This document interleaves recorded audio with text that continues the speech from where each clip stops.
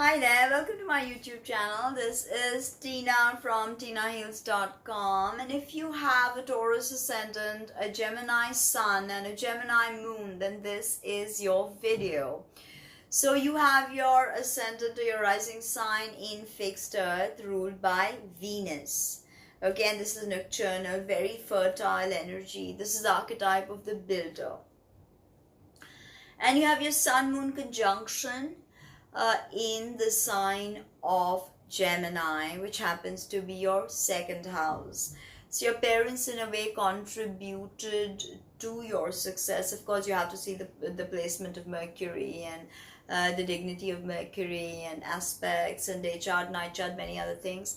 But loosely, I can say that your parents have in a way been responsible for your resources, and they've in a way either provided for you in by leaving you an inheritance, or have always send you to the best schools, best colleges, Ivy Leagues, and as they've helped you get earning. Okay, that is usually what a conjunction of the sun and the moon in the second looks like. Okay, but there could be challenges in the way you receive this energy, because your rising is semi-sextile your sun and moon. Okay, semi-sextile happens just one sign apart, and this usually means a contradiction, somewhere you just gotta let go. Now let us understand the ascendant.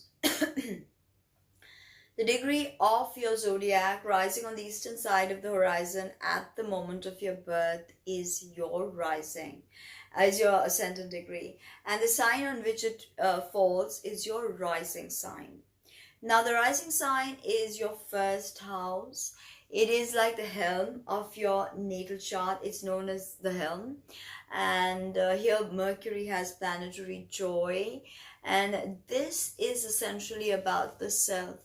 The ascendant is the most you part of the natal chart. It speaks of you, how you will be in health, in the way you look, the way you appear, because your ascendant is the first thing that people notice when you walk into a room. Okay, and ascendant is the way you look. Okay, it is how you are plugged into the 3D matrix. It is the first point of touch your soul made with this 3D realm. So you see how important the rising sign can be. It is, after all, the helm, right? The helm of it all.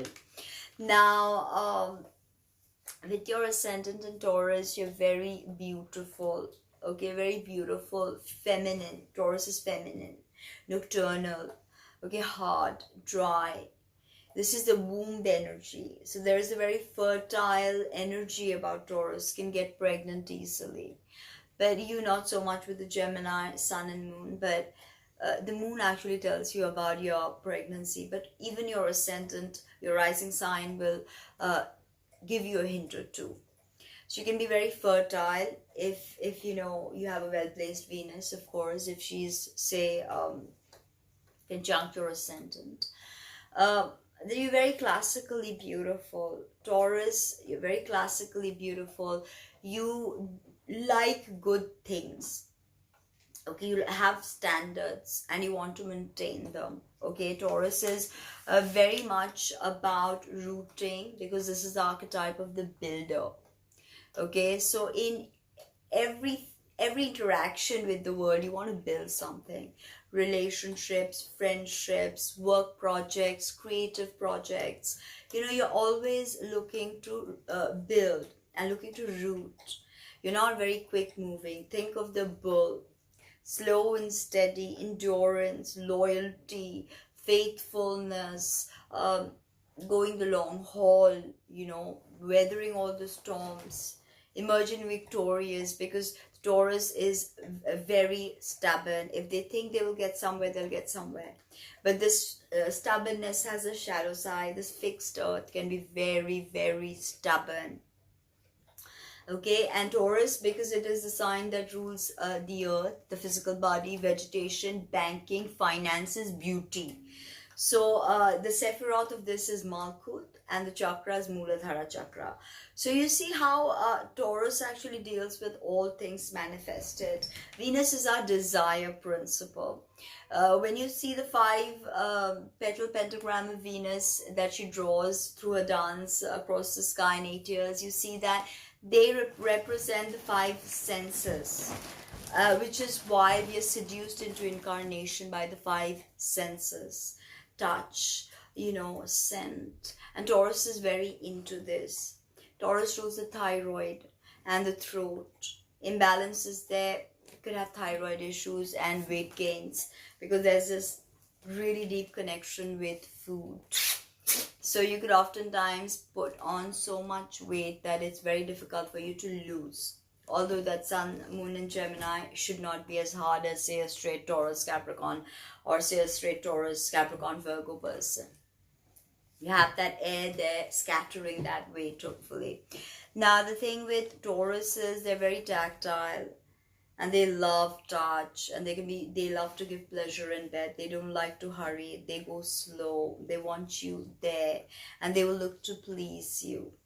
Okay, they can be very committed.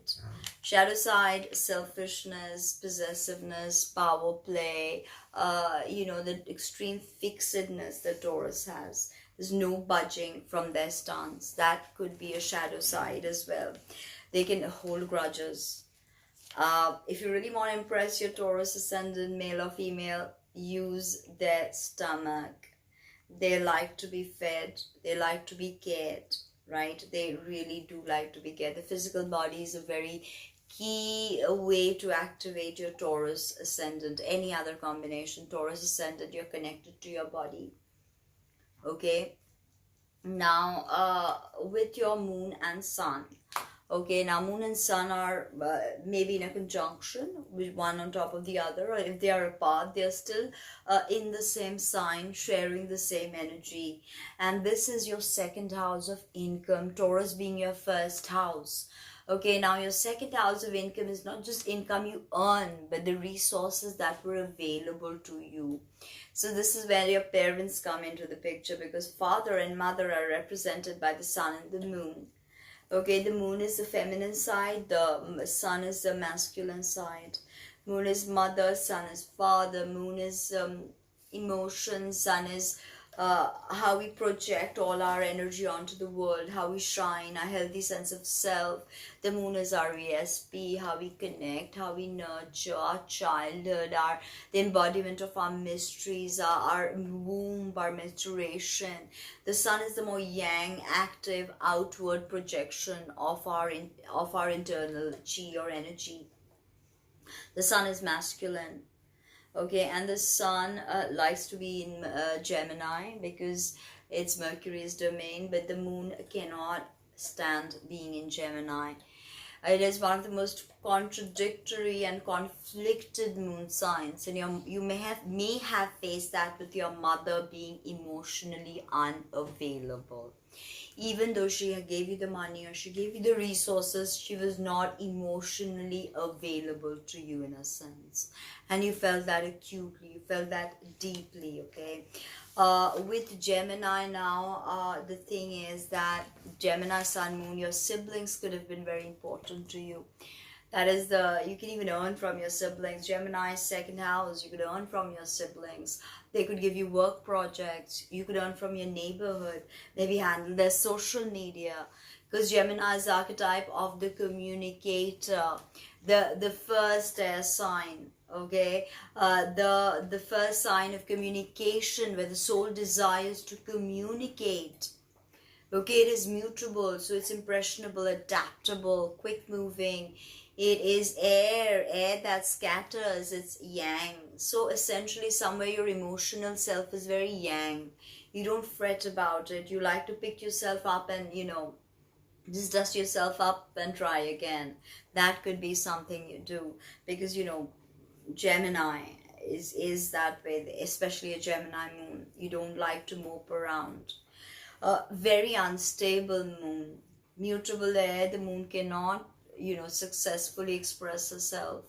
Also during Mercury retrogrades, because Mercury happens to be the both your solar and lunar rulers, there could be havoc that goes on with your life. You are one of the Gemini moons, also Gemini suns, also Gemini ascendants, but and Gemini, Mars, Venus, all of that. But you, with your moon is anyway fluctuating every day. Sun, I mean, with the moon there, it's every day fluctuating, and Gemini is forever fluctuating. Think of the two twins. Sometimes they're at cross purposes, the higher self, the lower self.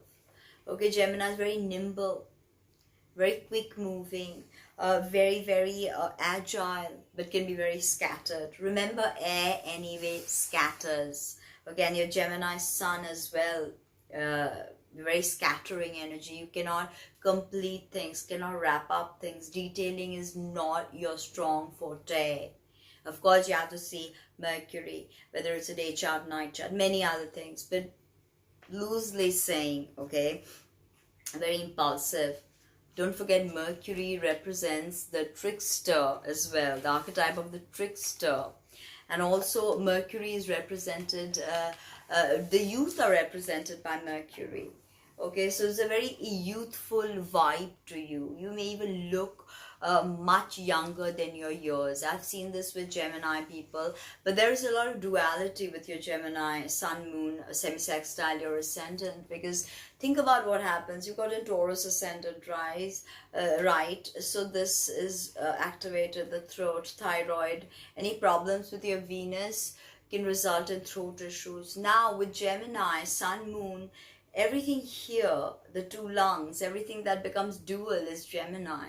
So immediately you are like, okay, you did not need the glyph of the twins to tell you that how dualistic Gemini is. Just look at medical astrology and look at the organs Gemini rules. It is the first point of duality. Also with Gemini, it is such a complex sign because it is the first time that the soul starts to communicate. And communication is the part of every single interaction in this 3D world. So that's why there's a bit of Gemini in all the signs, right? Now, not consistent with anything. Gemini moon's definitely not even consistent with your emotions. May not want to settle down, may take a long time to settle down. Hopping from person to person, again, is in contradiction to your Taurus, semi-sextile. So you may not want to hop from person to person, but you feel this inherent compulsion with the moon being, in Gemini and fluctuating and shifting. But you're great at communication. Writing is probably one of your skills. In Gemini's writing, communication of anything, video making, writing, blogs, vlogs, and sun is illuminating it. So you're definitely, great with words, I would say. And Taurus rules the throat, so you could have a great voice. There's a need to be very impulsive with any planets in Gemini, and your sun moon conjunction is obviously very impulsive. Your parents may have been very impulsive and may have wanted to hack the system in a way, because Gemini is the sign that wants to hack the system. Quick fix. If there was any sign that really wants a quick fix, it is Gemini. There's a very naughty, precocious side to Gemini, and you probably have that. You can be the trickster, one of the archetypes that Mercury plays. You can be quite the trickster. You could say funny things, so generate humor. Comedy, again, I'm thinking stand-up comedy could be something you can do, and you can even write your material successfully, because there's a very clever and intelligent side to Gemini. Okay, very clever and intelligent. Interesting because you're very social. With your Taurus makes you more shy and introverted, but your sun and moon in Gemini makes you very social, puts you out there, okay? But your thoughts and your words could also be scattered because there's no substance, but Taurus is all about substance and embodiment, and Gemini does not understand that embodiment. So there's always this conflict with how the world perceives you and how you feel and how you want to be perceived. It could all be in a hodgepodge sort of a situation, okay? But Gemini, sun, moon, you probably know very many things, and you cover a lot of ground because you're air, sun, moon, so you cover a lot of ground. So let me know in the comments below how the archetype of the builder and the archetype of the communicator working out for you. Are you a speaker? Are you a stand-up comedian? Are you a motivational person? Or are you even a DIY type of a channel? So book a reading. Thank you very much. Speak soon.